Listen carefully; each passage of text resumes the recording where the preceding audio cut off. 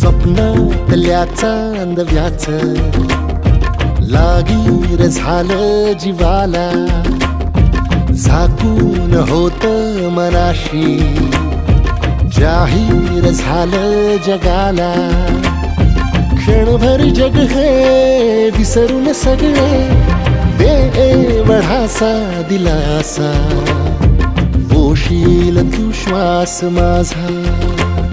Swapna